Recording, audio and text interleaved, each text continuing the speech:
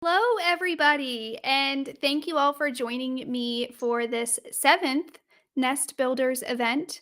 I am very excited to have all of you here with us. Really excited for our topic, which we're going to dive into in just a minute. As always, when we start these, we love to just extend a special welcome and thank you to all of our families, our teachers, and our school leaders who are tuning in from across the map. We really appreciate and thank you all so much for being a part of our Nest family. As I mentioned, really excited for tonight's topic, which is going to be the third year of life. And tonight, discussing this topic with us, we welcome back our official medical partner, Zest Pediatrics, and two of their wonderful doctors, Dr. Mike Parisa and Dr. Megan Lynch-Luby. Thank you both so much for joining us tonight. Yeah, thanks for having us again. Yeah, Sure. thank you. We're excited to be here. To start off, we've probably got some new viewers, and it does truly feel like ages since I've been on here with both of you. Let's do brief introductions. Dr. Parisa, let's start with you. Yeah, so my name is Dr. Mike Parisa. I'm a pediatrician in Northeast Ohio. I'm a father of two, soon to be three, coming up in 2 months. And I absolutely love what I'm doing. It is such a fun thing that I've been able to just be a part of my family's lives and be there and support them through good and bad. But yeah, really couldn't have asked for a better life right now. Amazing. And congratulations on number 3. That's Thank you. amazing. Thank you. Dr. Lynch-Luby, why don't you give us a brief introduction? Yes, my name is Dr. Megan Lynch-Luby, and I am also a general pediatrician with Zest Pediatrics in Westlake, Ohio, which is on the west side of Cleveland. I have two little ones. I'm not one on the way, like Michael. And I have a almost 2.5-year-old. So I'm living what we're talking about tonight. So it should be a fun conversation. It sure will be. Both of you will have lots of great things to add about this third year. I'm sure of it. As we're doing introductions, do one of you want to just give us a little bit of information on Zest Pediatrics and what you all do there? Yeah, definitely. So Zest Pediatrics, we are the first pediatric direct primary care network in the country. So direct primary care, we don't bill insurance directly. Our members, our families sign up with a membership through our office. And because we don't bill insurance, our care can be delivered much more nimbly and much more patient focused. So we offer 24/7 direct access to your child's pediatrician. So any of my families or Megan's families, when they join, they can text us, call us, email us whenever they need, and they're getting directly to their doctor. There's no waiting on hold. There's no calling in, speaking to the nursing line. It's just directly to your doctor. We do home visits, after hours visits. We essentially are an urgent care, so we're able to avoid a lot of fees for our families that way. And it's just more holistic, kind of whole child care, we feel like, because we're able to know our patients well. We can spend as much time as we need for our appointments. If your toddler, your 2.5-year-old's coming in with some potty training concerns or some behavioral problems, we can spend 60 to 90 minutes if need be to talk through any of those concerns. That being said, both Megan and I can get your kid in and out for an ear infection in probably 5 minutes if need be. But it's just nice having that ability and that freedom to really spend the time that we need to with our families. Amazing. Thank you so much. Thank you for giving us Yeah. that brief introduction. We're going to dive right in. I am really excited for this one. All of our conversations have always been so great, but this third year of life really excites me. And I think there's a lot going on, right? Develop this newfound level of independence. They want to test that and really come into their own self, I feel like, at this age. And so I'm excited to see where this conversation heads. And we're going to go right into the topic of tantrums, the topic of social emotional learning, and all that great stuff that's going on. Certainly in this third year of life, we may see more frequent tantrums as parents, right? And that can be frustrating, right? It can be hard to deal with. A big, often expression of those big feelings, as we often hear them referred to. I think especially so for somebody who's going through this third year with their first child, so for the very first time. Dr. Lynch-Luby, do you want to talk to us a little bit about these tantrums, and are they normal or are they something to be concerned about?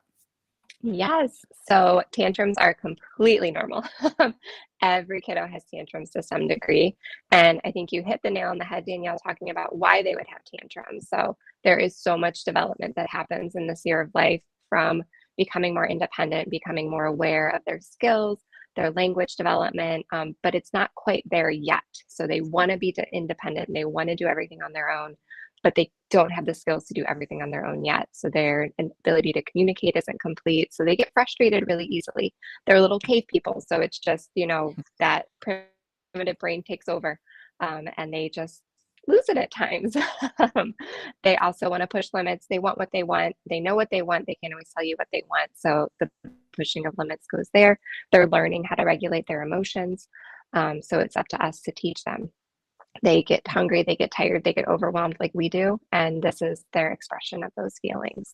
So tantrums are super normal. Some of the behaviors that happen with temper tantrums can look concerning. They're yelling, they're crying, they're screaming, they're head banging, which always is a big concern for families, but it's very, very typical in the toddler period. They're throwing things, they can have breath holding spells, which can look super concerning too, because some kids can pass out from breath holding spells because they hold their breath for so long. So a lot of the behaviors look really concerning, but for the most part, they're all very much on the spectrum of normal.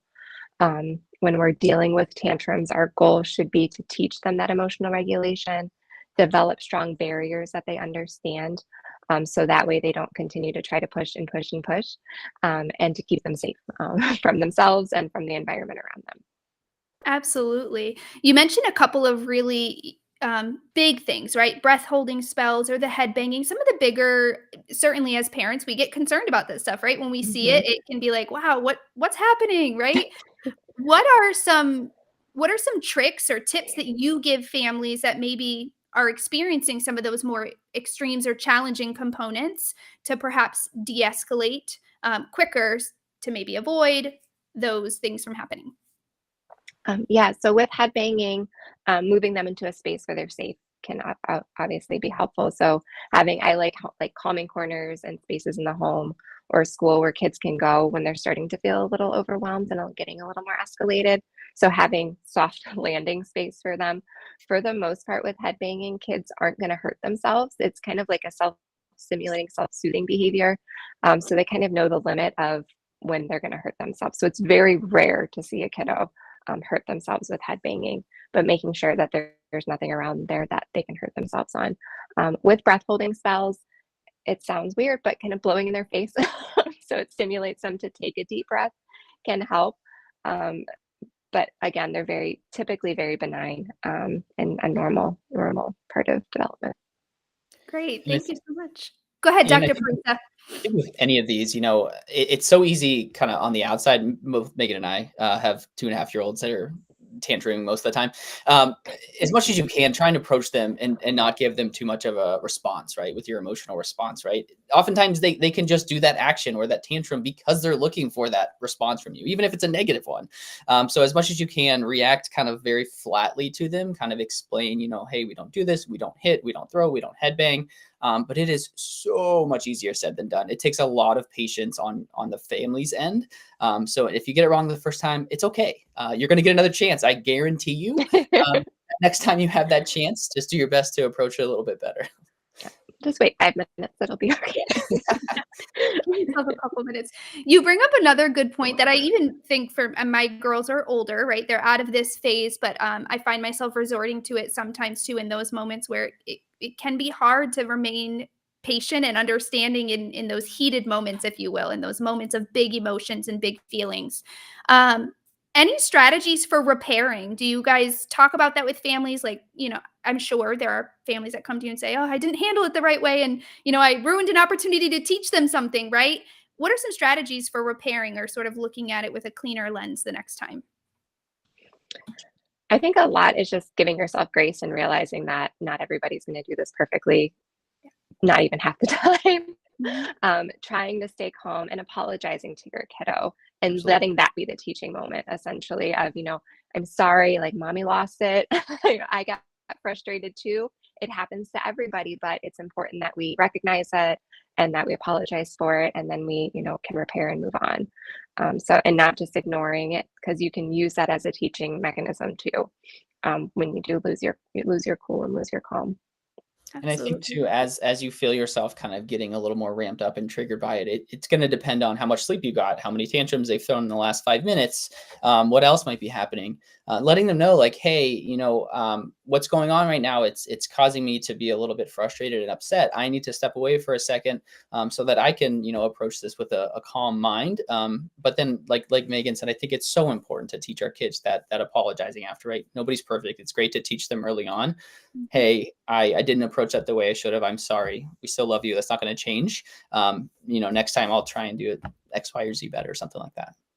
Absolutely. I remember so vividly the first time I started using a lot of those terms. If I, and it didn't have to be just in reaction to a behavior, it was anytime I made a mistake or anytime my husband would make a mistake. And my girls, particularly my older one, Amelia, she'd be like, wow, grown-ups make mistakes too, mommy? Yes, we do. We do make mistakes. The important part is that we learn and we try to be better, right? What could we do differently? So I Oh, I definitely piggyback that. It's just so sweet and so, really eye-opening to watch that connection be formed and, we're mhm. not perfect, none of us are, right? Yeah. And it's The such a great thing for her to recognize. That's awesome. Yeah, yeah, it was great, it's really funny. My last question about sort of centered around tantrums is there a point where a parent should be concerned? Do we get to a point where maybe we are concerned with what we see happening? Yeah, I think, if those tantrums, those head bangings, if they're truly causing damage, if they're hitting, biting, kicking others, and it's causing, cuts, scrapes, like bad bruises, things like that, and it's a repetitive thing. Biting is definitely very normal. Hitting is definitely very normal. I think it's all to what degree, right? Mhm. So I think if you're not able to correct some of these behaviors, with some of the techniques that we're going to talk about, or we have talked about, and you might talk about with your pediatrician, it's always fair to reach out. Like, your pediatrician is there to help guide you along the way. And if you get on the internet, you're going to, spiral down this path where you're wrong Mhm. by 40 or 50% of them, no matter which side you're on. So use a trusted source, use your pediatrician, use family and friends that you trust, to get their thoughts and insights on it as well. Absolutely. So, biggest piece of advice is not to Google it, right? You can, but I like to say to all my patients, Google use with us as a caution. filter. Yes, use us as a filter. Yes, proceed with I love caution. I love that. Thank you guys so much. To our audience members, we are going to dive right into our first poll of the night. And I'm going to give this and allow some responses to come in. And then while we wait for that, Dr. Parisa, I'll prep you with our next topic and question here. Yeah. But for those of you who are watching through Facebook Live or YouTube, use that comment section to go ahead and share your comments, your questions, your concerns, etc. for this one here. We want to know, what are some of your questions that you have about your child's diet and snacking habits? So, again, put those in the comment box. What are some of the questions you have about your child's diet or snacking habits? And again, while you all are putting in those great questions for us, we're going to go ahead and go right into the next topic, which I do know from experience can be a struggle for parents. I believe we've had a little bit of a conversation on this in past episodes. It's expanding your child's food variety, right? Really expanding what they will eat, what they're willing to even perhaps put on their plate or see served on the dinner table. So, Dr. Parisa, can you talk to us about how important it is for a child to eat a variety of foods and how we can get them to try and eat new things? Definitely. I think the best piece of advice, if we could take back, go back 30 months or so, depending on how old your child is. And when you're doing that first food introduction, make sure that you're starting off with a wide variety of things. So we talk about all the time, prevention is the best thing in medicine. Same thing here with food introduction. So if you have a younger sibling of your, 2 to 3 year old, I would do your best to start with that wide variety of things right from the get-go, because then that's all they know. If you're just starting with some of those more sweeter things or those preferred foods, as we'll talk about later, they're obviously going to, buy into that. And they're going to want that more often. I think it's so important. Mealtime is it's also a common time for you as a family to spend together as a family, depending on, how many people are working outside of the house. But it's also a good time for you and your child to kind of just decompress from the day, see what went on. It's important to show them like, hey, we're going to sit here and this is going to be family time. We're not going to have our screens. We're not going to have our tablets, things like that. I want to show you that I am giving you this time of day because you're important to me. Um, thinking about snacking, yes, kids are going to get snacks from time to time. They're going to tell you they're hungry probably all the time, depending on what they want. But doing your best to wait until your child is truly hungry to encourage some of those more healthy foods that we'll talk through. Because if they're not hungry and you're offering them something, they're probably not going to want to eat it. When you are doing the food introductions or offering them different things, offer a wide variety of colors and textures. Make it exciting for them, right? If they see a bunch of different bright, vibrant colors on their plate, they're likely going to be more interested in at least trying it for the first time. They might have to work through the struggles of getting them to try it again after that. But at least for that first introduction, you might be able to get them to buy into it. And if they do, then you can kind of run with that. Once you find a food that is a healthier option and they enjoy it, use it as a food bridge. If you've heard from any dietitians or heard online, so let's say, for instance, they really like the taste of pumpkin pie. You can use that to introduce mashed up carrots, mashed up sweet potatoes. So something with similar texture, similar color is an easier transition for them in their mind. They see it and they associate, oh, I'm probably going to like this because it's like something else that I really enjoy. I think a couple other important things when thinking about trying to get your kids to really expand their palate. Take them grocery shopping with you. Make it a fun experience for them. Let them pick out a new vegetable, a new fruit, or something that they want to try. Have them plant a garden with you. That would be fantastic if we could all plant a garden with our kids, because I'm sure you could read a book with them about how the plants grow, and then they go outside and see it themselves.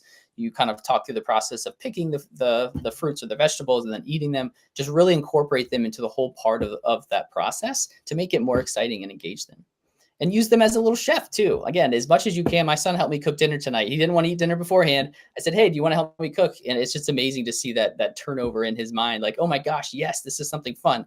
That doesn't mean he ate most of his dinner, but at least it got him to try some of it. He started that process.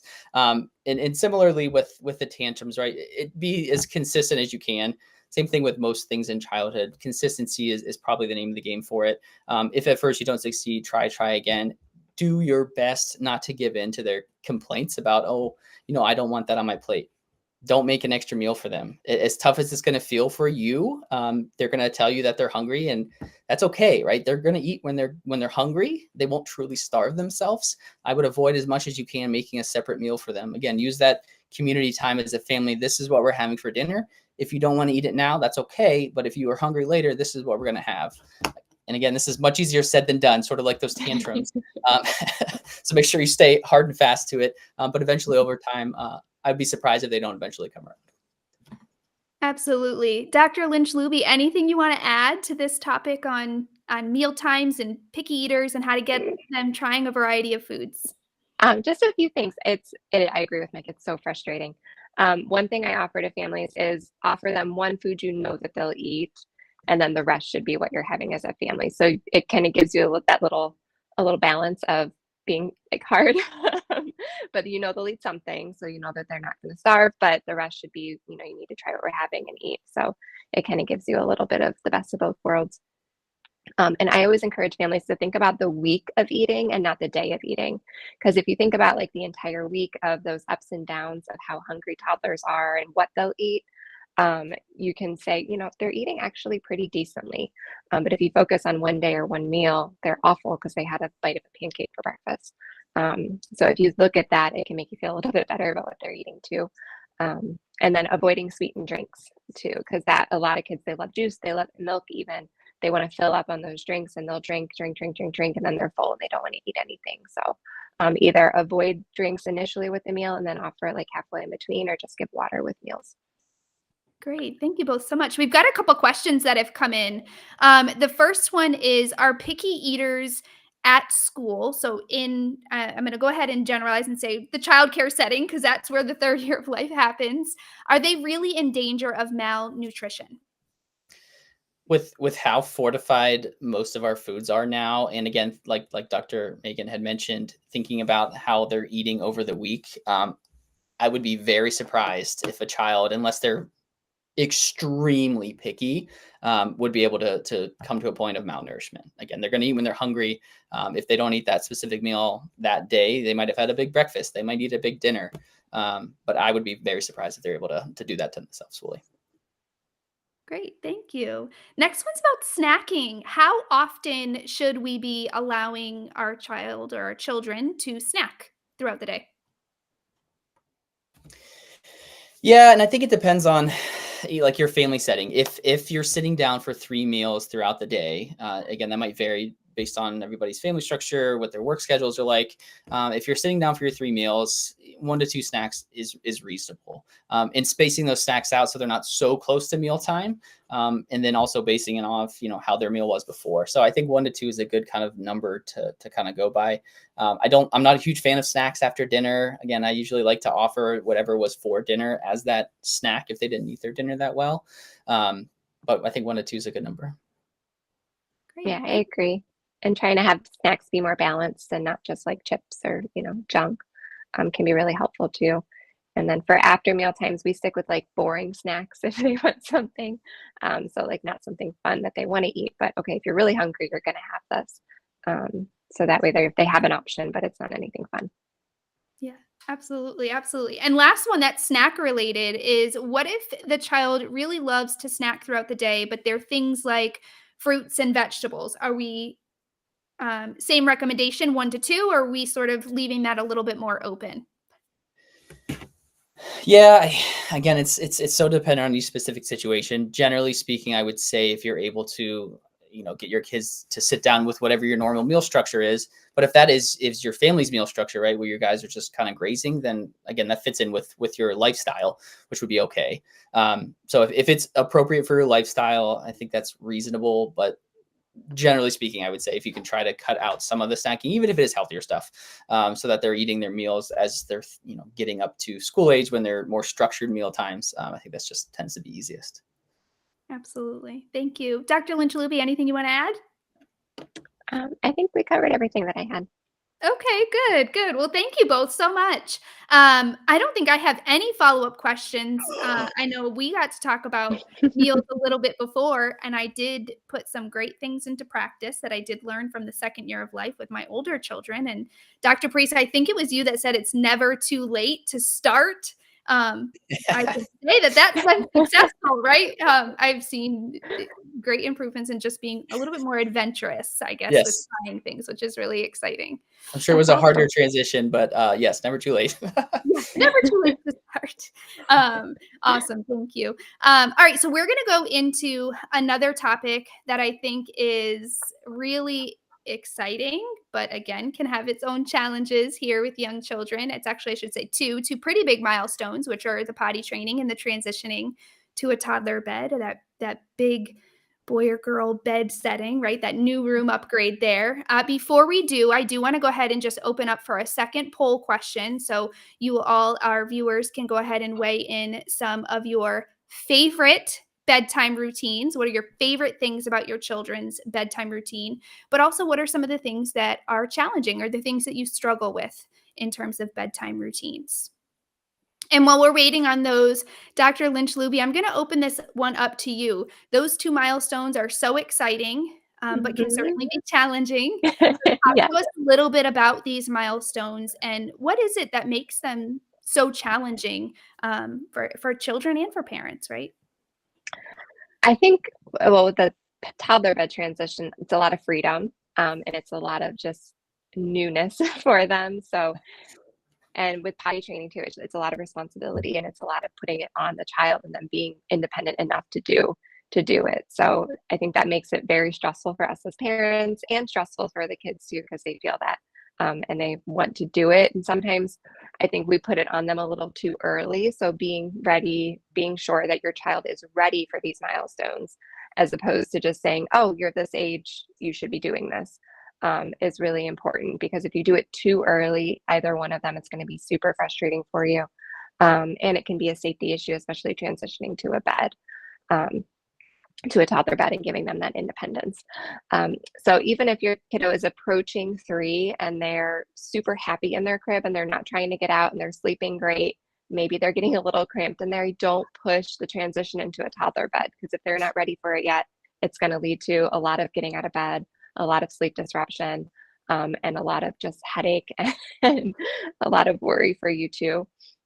If being in the crib is a safety issue, so if the crib railing is lower than their chest with the mattress all the way down, to the lowest level, it could be a safety issue. They could get out, they could fall over the side of the crib. So that would be a time that you'd want to start thinking about transitioning them out of the crib. If they're really happy in their crib, but you think it's a safety issue, some cribs are like the frame is low enough that you could actually put the mattress on the ground and still have it safe enough so there wouldn't be any room between the mattress and the crib frame. So if that's an option for you, if you want to keep your kiddo in the crib and they're starting to climb out, you could definitely try that too. But if that's a safety concern, then obviously we don't want fingers and heads stuck between the frame and the mattress.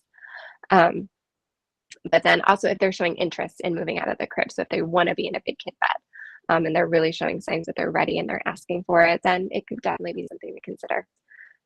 When you transition them out of the crib, think of the entire room then as their crib. So you need to really think about the safety of their room, make sure there's nothing that they can pull onto themselves, make sure that there's nothing that, they can ingest, and nothing that they could choke on.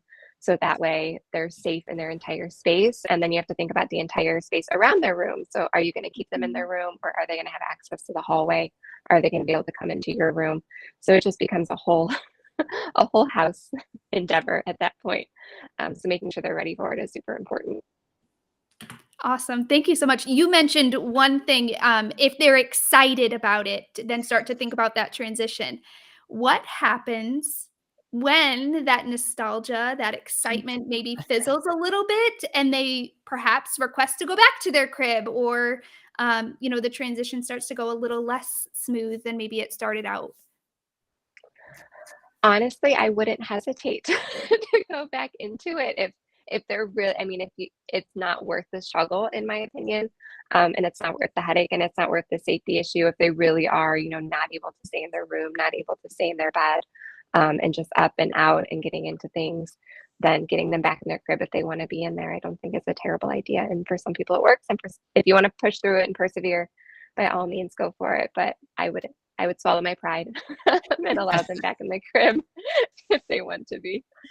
Yes, I'm definitely with Dr. Megan here. Wait as long as you possibly can, because once they can start climbing out of their bed and more easily, and get access to things, and then it just causes more problems.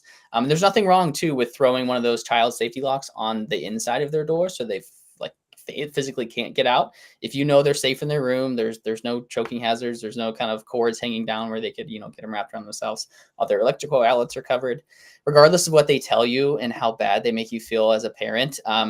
It's okay. It's okay. It's going to hurt you in the heart, but they're safe. It's fine. Yeah. And that's really what you should focus on, is the safety of your child.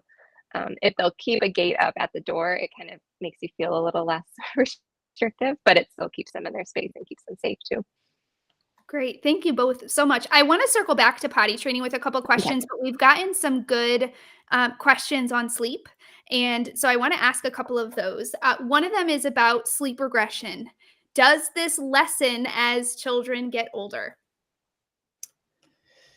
Yeah, I would say generally speaking, unless there's an introduction of a new child into your house or a new life event, you're moving, any of those can set your kids into a regression, whether it be with potty training or with sleep. I generally think of them lessening unless you're having one of those life events. Yeah, I agree with Dr. Mike for the most part. I think of sleep regressions in conjunction with big developmental changes, especially in the baby period. So as kids are getting older, we're not having those huge developmental leaps. We're having smaller changes. So if there's not something major going on, especially in your older kids, like big stresses at school or changes like that, typically you're not going to see them as significant. Absolutely, absolutely. On the topic of sleep regression, is this a time period where dreams become more vivid, and can that impact their sleep? And is there anything that we can do to sort of support them through the night terrors, or the bad dreams, or the confusion? I always felt like that was something my girls both went through, not really understanding what they were at first when they started to be so vivid. Yeah, and they can look terrifying and sound Mhm. terrifying to you as well too when they're happening. I think as much as you can, similarly to with these tantrums, how you're responding to them, kind of go in there, be calm. Like, you don't need to wake your child up. Most of the time, they're not going to even remember what happened, even though it might look disturbing. Again, if they're not sleepwalking and they're in a safe environment, like, I wouldn't put too much pressure on it. It might disrupt their sleep a little bit. You can even ask them in the morning, like, hey, this is what I saw from you last night. It's shocking to me. My son's 5, doesn't remember it most of the time. It sounded so distressing, but you remember none of it. So I think try not to get too worked up about it. regardless of how distressing it might sound and look. Most of them are going to go away, after a matter of seconds to minutes. And the kids most of the time don't remember them.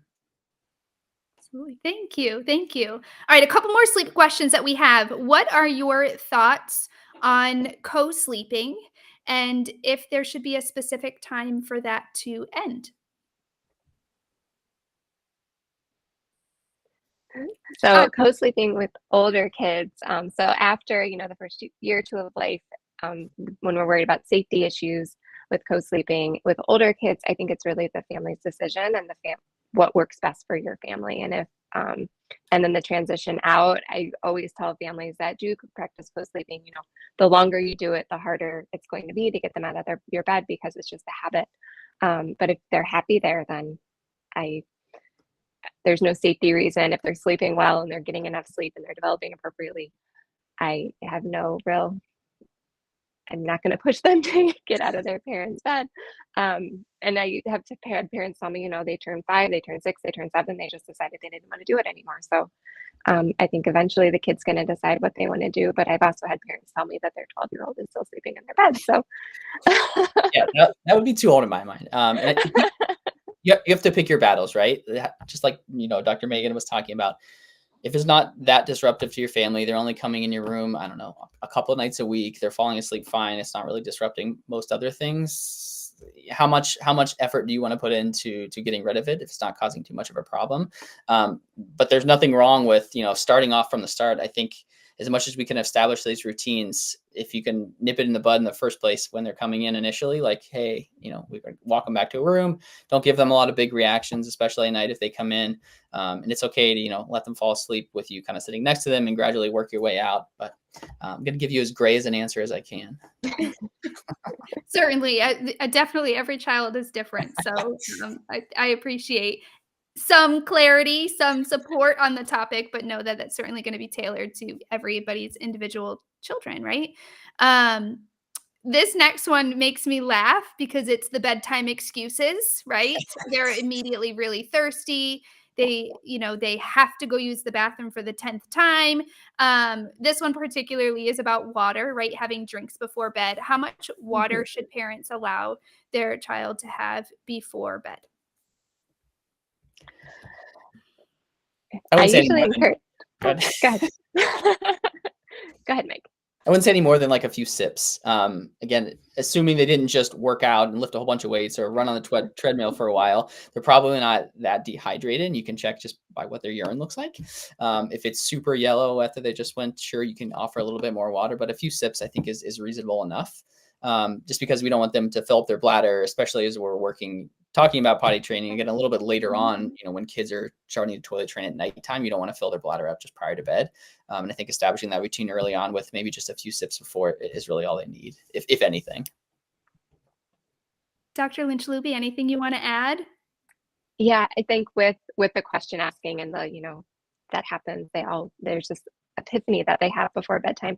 The more that we tailor, the more that we give into it, and the more that we, I can't think of the word, just continue to answer their questions and allow them to continue to push, the more they're going to do that. So I think setting those boundaries and being firm with those boundaries, especially at bedtime, can be really helpful for you. And like Nick said, like, okay, we can have a few sips of water and then it's time to put your water bottle away, or I'm going to take it out of your room.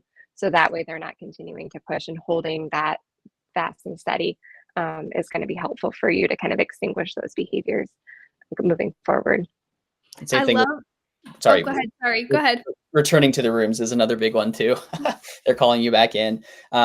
Find what fits for your family. I think in the purest sense, it would be great if none of us had to go back into your child's room, but that's not reality. Maybe you set your limit at, okay, I'm only going to come back in once. Fine. Or you come back in, maybe you sit with them for an extra 5 minutes. Whatever it is, establish a routine and do your best to stick with it, and make sure your partner or whoever's putting them to bed, if it's grandma, grandpa, if you can convince them to stick with your plan that you talked about, that would be best, but that doesn't always happen. No, especially because they pull out all the stops, especially if it's a grandma, grandpa, aunt, uncle, somebody else. Know. Yeah, they do. They know the weak spots for sure. They sure do. I love that both of you had mentioned sort of setting that boundary that works for your family, sort of setting that limit and holding strong. one of the things that my sister has done with her little ones, because they had the, well, just one more question, mommy and daddy, just one more question. Oh, wait, I have one more. It became a part of their bedtime routine before they left for that first time to say, okay, you have one chance to ask me any question you want. And it's often the most random question, right? But like, what's that one question in your mind? And that's become their routine, right? It stopped the, okay, but wait, come back, I have one more. Come back, I have one more. It's like, Mhm. it's, they do their story, they do their song, whatever it may be, and then it's, okay, what's your big burning question that you have for me before I leave? And I love that. I tell my sister all the time, I'm like, I love that. I just think that that's such a Yeah. great way to make it fun, but also have like that, have that boundary, right? So they Yeah, know what the Mhm. expectation is. That's great. definitely. Yeah, Uh, sometimes it works really well to have like a physical token for the kid to have too, so they actually have to give it to you. So like, I okay, love this is your that. one chance. Get rid of that, and then it's gone. Yeah. Some kids, my daughter did not respond well to that, but for some families, it does work very well. Some are a little bit more strong-willed, Yes. perhaps.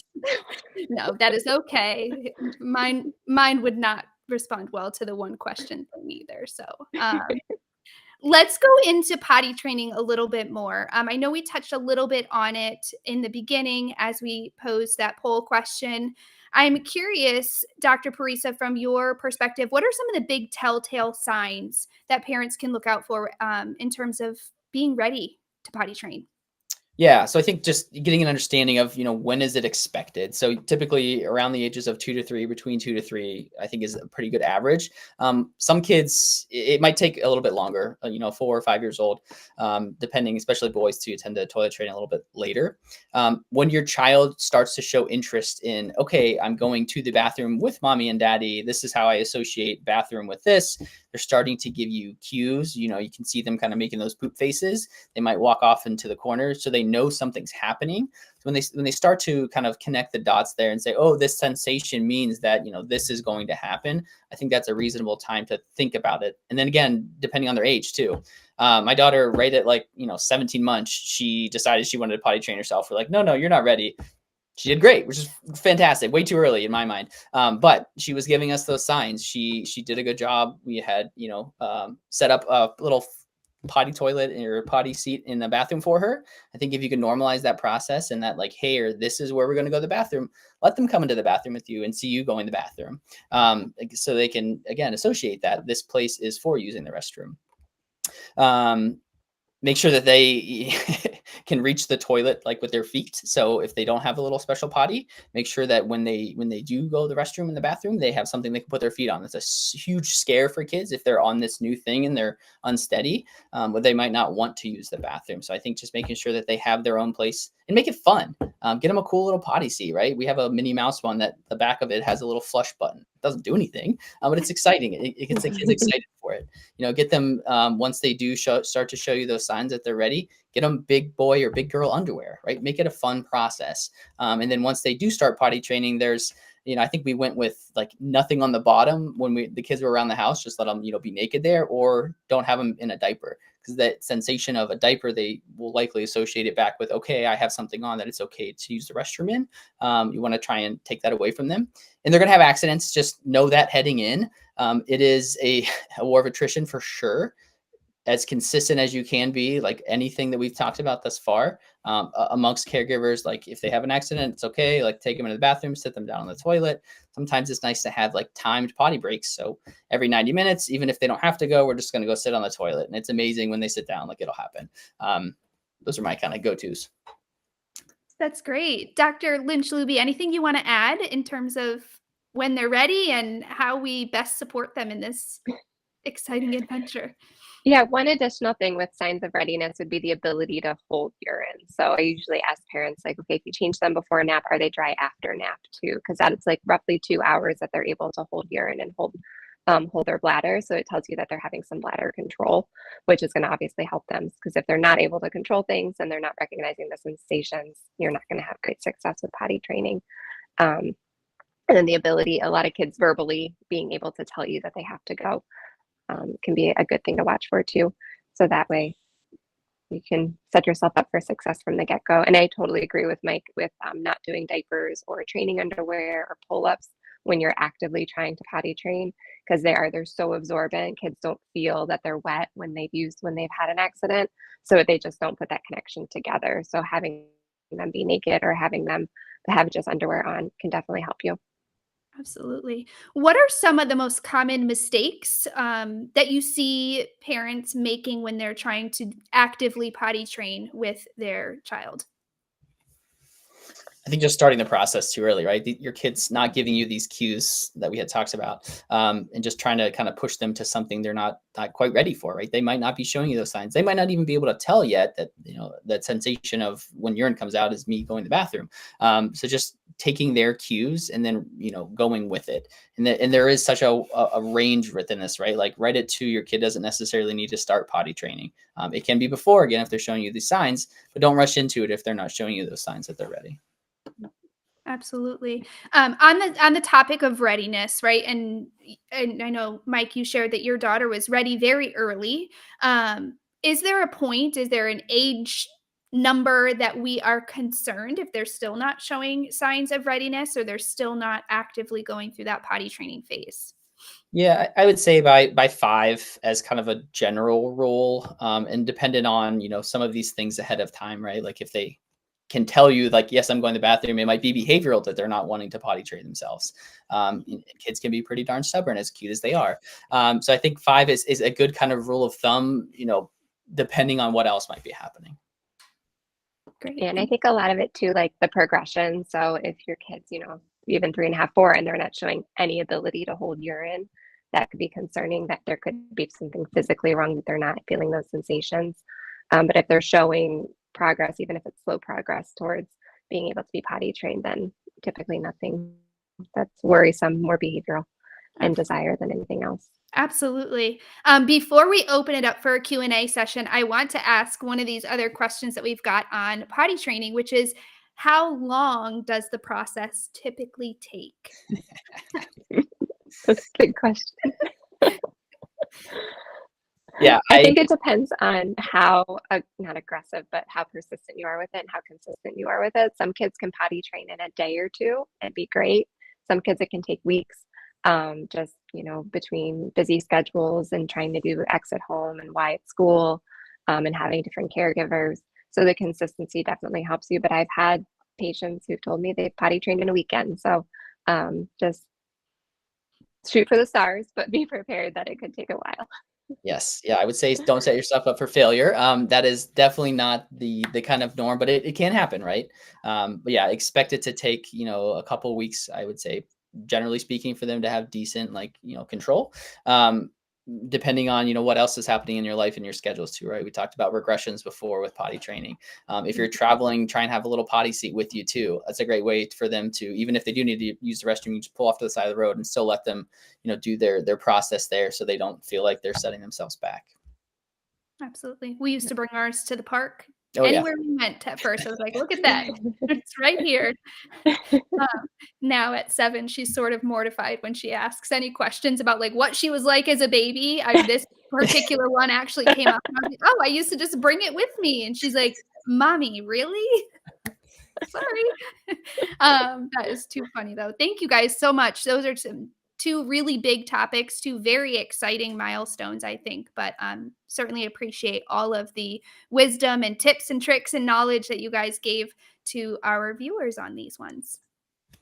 I do want to open it up for just general Q&A. I've gotten a few that I know we haven't addressed yet, so I'll start with those. But to our viewers, if you have any other big burning questions about this 3rd year of life, can certainly be related to the topics we've addressed here, but any other big ones that maybe aren't related to the topics, happy to go ahead and have Dr. Lynch-Luby and Dr. Parisa answer those for us here while we have them.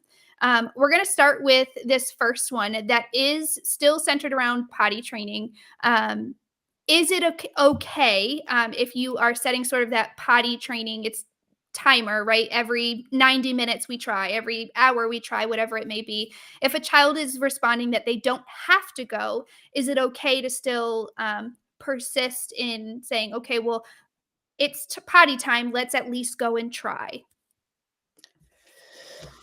Yeah, I think so. And it depends too on, what you've done up to that point with your potty training process. And depending on how old your child is, right? If they're still, like 3 years old, they probably can't hold too much in their bladder. I think 90 minutes would be reasonable to have them sit down.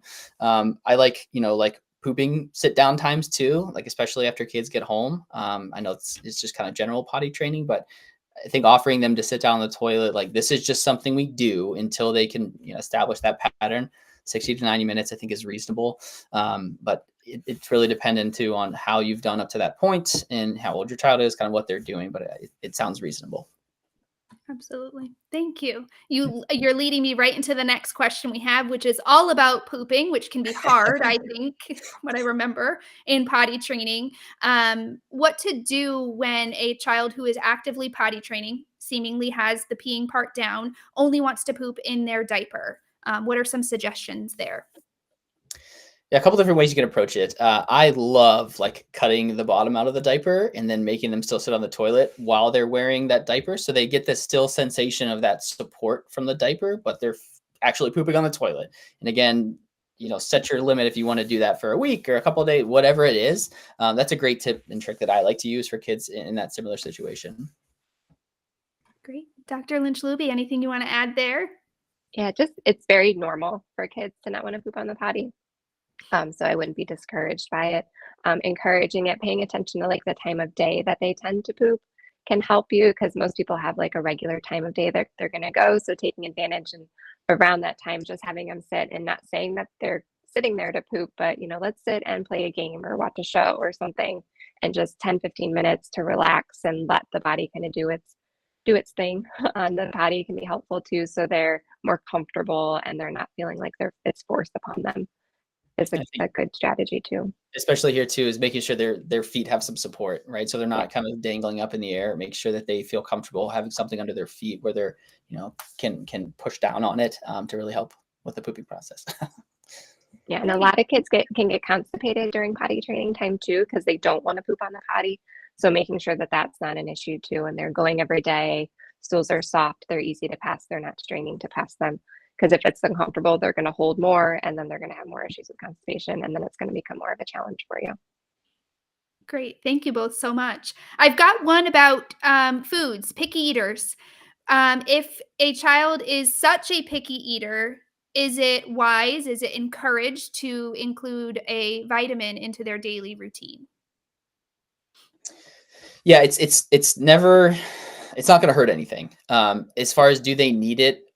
Probably not. Again, getting back to the question about the selective and picky eaters, with how fortified our things are and thinking about what your kid's eating over a week, their body can store plenty of these micronutrients and some of these vitamins too.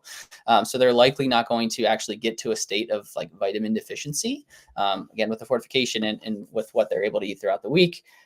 If you live in Northeast Ohio, we're almost all certainly like vitamin D deficient. So I am completely okay with my family's taking a multivitamin. I would not use it in place of making sure that they're eating a healthy diet, though. That's one thing where you don't want to do. It's completely okay. Do you need to? Probably not, but it's not going to hurt anything. Great. Thank you. Thank you. All right. We've got another one for potty training. Our viewers like these topics that we've covered. So we're going to go back to potty training here. What I know we had talked about, if we're traveling, if we're going places, putting that potty seat in the car to have it on hand so we can stop. But how do you, any tips or tricks or recommendations for accidents and preserving car seats, which can be kind of hard to clean. And if you take it apart, take pictures before you do, because putting it back together is it's very tricky. Yeah, I am not above even our daughter, who's 2.5 now, pretty good potty training. If it's a long trip, we drove to, I think, one of the Carolinas, like she was in a pull-up. Again, it was how much do you want to stop? How much time do you have to devote to it? Pick your battles. We were okay with putting her in a pull-up for that. Again, knowing that you might have a little bit of regression afterwards. If you want to stop every 60 to 90 minutes when they tell you they need to go potty, or they realize when they can say, oh, I have to go potty, mommy's going to pull over and do this. It's a fun one to get into. Choose your battles, but there is nothing wrong, I don't think, with putting them in a pull-up for that trip. Great. Yeah, I agree. I'm preparing them and saying, we know that you're big and we know that you know how to go potty, but this is just in case, can help too. You can also get like Chuck's pads, which are those super absorbent bed pads, and have them sit on that in the car seat, and that if there is an accident, you don't want to use a pull-up. It'll absorb most of the urine, hopefully. Oh, that's a good one. That is one I never thought of. That's a really good suggestion. We do have one that came in that is not really related to any of the topics, but it's about pacifiers. Is this still an appropriate age for a child to have a pacifier? I would say no. But again, it's how much of a struggle do you want to push with your child? The reason we want to wean pacifiers as kids are in this age group is because they likely and they should have teeth by now, and we don't want it to mess up some of their kind of teeth placement. I think 18 to 24 months is a reasonable time to think about weaning. If your child still has a passy at this point, I would come up with a creative solution. We like the Binky Fairy. So the Binky Fairy comes and replaces all of our Binkies with a new Stuffy or a new Lovey or something. That's what we use for my son and my daughter.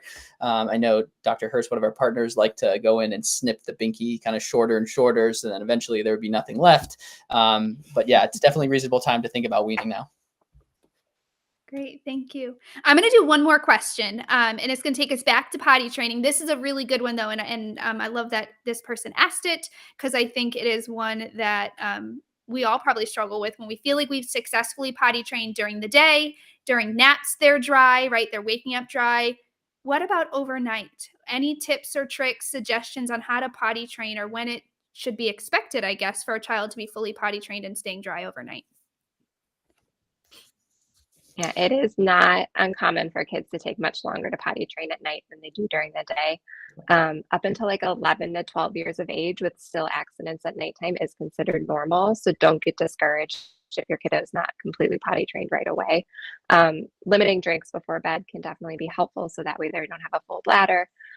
Some parents will go in and wake them up 11, 12 at night, take them to go to the potty and then put them back to bed. I always think that's very tricky and sensitive time to be waking kids up. I would not want to do that. But just keep in mind, it's super normal for kids not to stay dry overnight for quite some time. It's all of the sensations. It's how deep they're sleeping and their body just recognizing those cues that they need to go to the bathroom. So just don't get discouraged by it because it is very normal.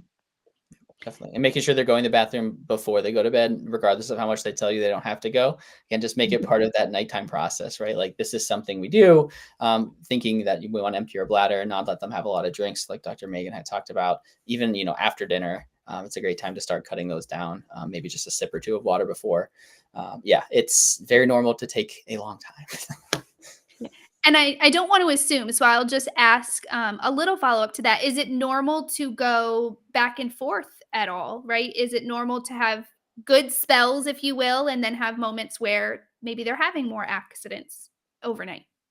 Yeah, and I think that kind of comes back to is what else is happening.